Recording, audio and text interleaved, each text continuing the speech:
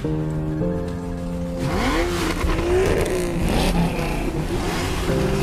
عليكم، معاكم كريم منير وتعالوا نفهم عربيات. خدت بالي من حاجه غلط بيعملها مستخدمين كتير قوي للفتيس الاوتوماتيك، ان هو لما يجي يوقف العربيه المفروض كان هو يعديه اللي هو كده، جاب العربيه على البي وبعد كده رفع رجليه مع الفرامل وبعد كده شد الهاند بريك. ده كده غلط، لان انت دلوقتي معشق العربيه على الترس بتاع البي. لو العربيه في مطلع او منزل، العربيه كانت متعشقه تحت على الترس بتاع الفتيس، انت محمل العربيه على الفتيس. طب هتقول لي ايه الصح؟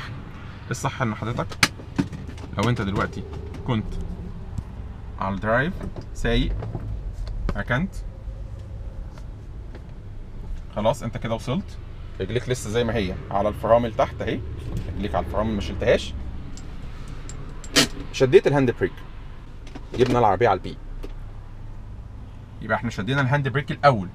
ليه؟ لان دلوقتي التيل هو اللي ماسك دلوقتي في الطنابير كده، هو دلوقتي اللي هو الخلفي، مش على البي او الترس بتاع فتيس. يعني احنا محملين العربيه دلوقتي على الفرامل مش على الفتيس. يبقى اول حاجه هنعملها نشد الهاند بريك، وبعد كده نجيب العربيه على البي، نبطل العربيه بتاعتنا ونطلع المفتاح كده، العربيه في السيف سايد. لكن من اخطر حاجه ان انت تقوم جايب العربيه على البي الاول من الدي، تقوم جايبها على البي وبعد كده العربيه حملت دلوقتي على الايه، على الترس بتاع الفتيس، وتقوم شادد. ده كده غلط. تاخد بالك دايما لو انت جاي تدور العربيه بتاعتك وجاي تشد فتيس بتاعك، انت بتعمل كده، اسمها العربيه نتشت كده، في نتشه خفيفه كده، النتشه دي بتقول لك ان العربيه كانت متحمله على الترس بتاع الفتيس. مره في الثانيه في الثالثه الكلاتش دوت هيضعف، وهتلاقي العربيه الفتيس بتاعك محتاج ان هو يتغير بسرعه.